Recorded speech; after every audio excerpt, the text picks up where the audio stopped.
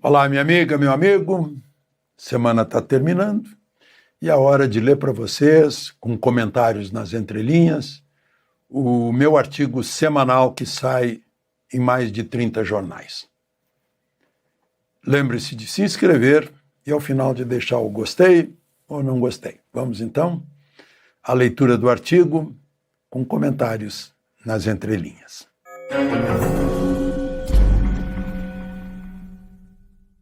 Como vocês sabem, nessa semana o governo mobilizou 19 deputados e senadores na comissão que está investigando o roubo gigantesco de mais de 6 bilhões de reais contra 2 milhões e 300 mil idosos da Previdência.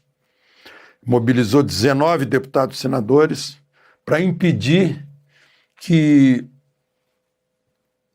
11 requerimentos, ou foram nove requerimentos, fossem votados convocando o vice-presidente de um dos maiores sindicatos de idosos, pensionistas e aposentados, que é o irmão do Lula, o Frei Chico.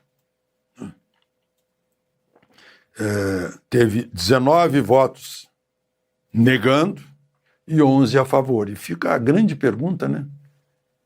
Querendo esconder o quê? Se Frei Chico está inocente, ele não está lá, o nome dele não está. A única coisa que apareceu é que o sindicato, quando renovou um acordo com o INSS, omitiu quem era o vice-presidente, que era ele. Deixou fora lá do acordo. Ele não está citado na Polícia Federal, nada. Mas então, por que impedir? Agora ficou a desconfiança. Bom, antes desse evento que eu contei para vocês, que foi na quinta-feira, foi publicado o meu artigo na quarta-feira de manhã, nos jornais. E o artigo se chama Blindando Quem? Essa é a grande questão. Está blindando o que enfim, esconde, né, toda esse nervosismo do governo nessa CPI. Não queriam que formasse a CPI, botaram lá o Omar Aziz de presidente, aí tiraram o Omar Aziz. O relator é um promotor público, é do Ministério Público de carreira, né? Então é muito eficaz nas perguntas, né? Já houve bloqueio de bens e tal, mas fazem tudo para impedir investigação. Por quê? Bom, então, como eu disse, a pergunta é: blindando quem no título? A semana começou com o 8º habeas corpus para nada informar a CPI mista que investiga o mais cruel dos roubos na história do Brasil. Na segunda-feira, o ex-presidente do INSS, Alessandro Stefanuto, chegou acompanhado de um habeas do Supremo e de seu advogado. Antes dele, 7 outros depoentes entraram na CPI acolitados por habeas corpus. Nem sequer a data da entrada no serviço público, Stefanuto respondeu. A lei já lhe garante o direito de não fazer prova contra si próprio. Mas um ex-presidente de uma instituição mostrar nenhum interesse em aproveitar a oportunidade para denunciar o mal que fizeram à Previdência é muito estranho. Meu Deus! Se ele foi um bom presidente e ama o INSS, era hora de ele dizer: olha, fizeram isso e aquilo, eu não tenho nada a ver com isso, eu denuncio. Nada. Já chegou de habeas corpus para ficar quieto. Bom, a sessão virou notícia mais uma vez pelo acirramento de ânimos num ambiente nada favorável à apuração de fatos. O pessoal fica nervoso, começa a gritaria, e aí, em vez de elucidação de fatos, vira briga. Aí não resolve. Falta cabeça fria. O objetivo dos governistas parece ser esse: e tem a colaboração ingênua dos mais esquentados da oposição. Quem são os protegidos pela blindagem?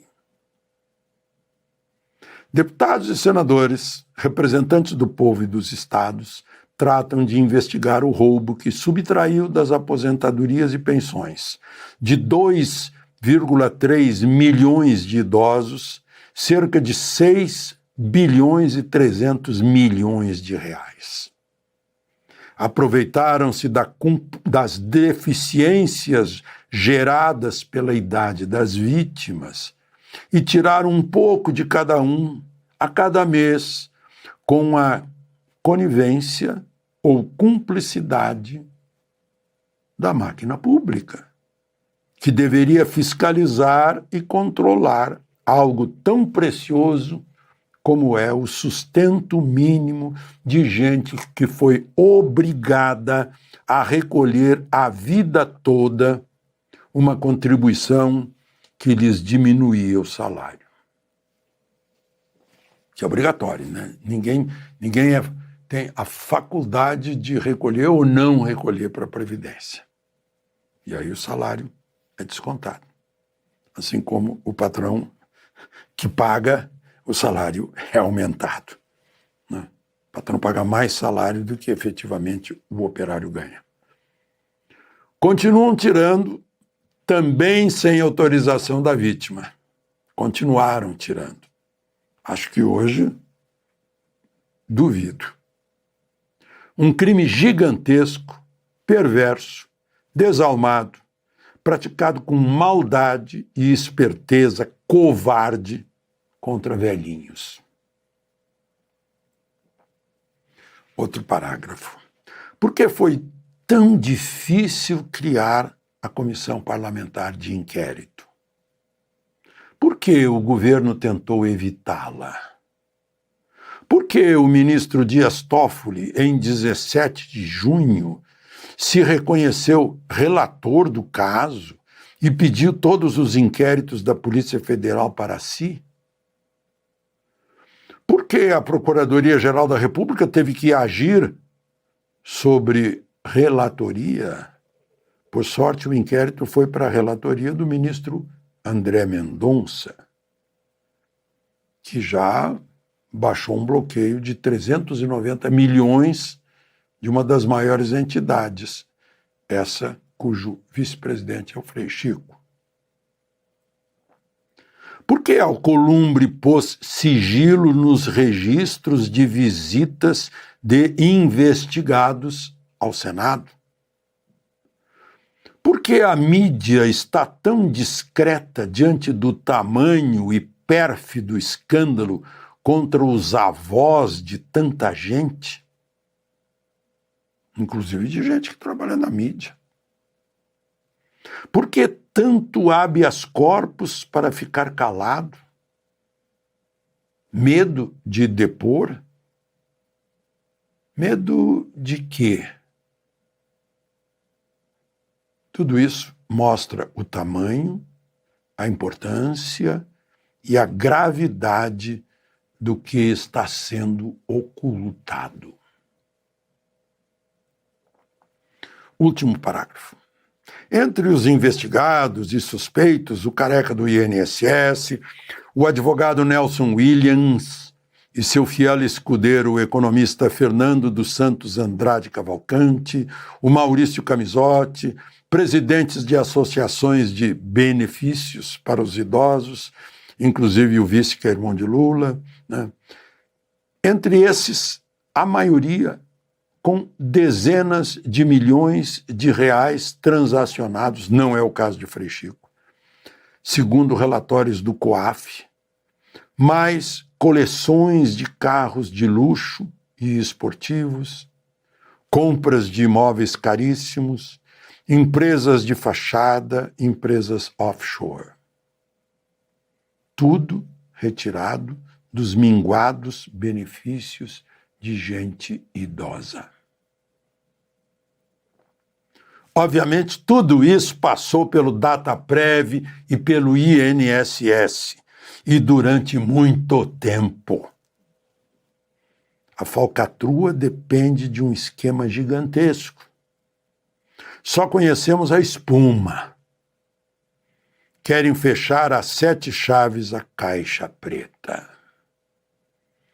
Mas o crime contra os velhinhos exige punição.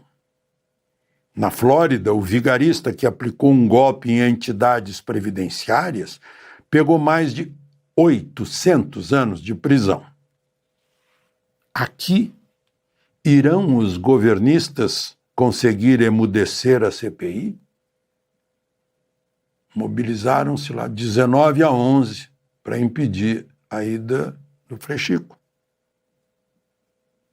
O silêncio dos depoentes é tão eloquente quanto o barulho dos milhões registrados pelo COAF. De Brasília, Alexandre Garcia.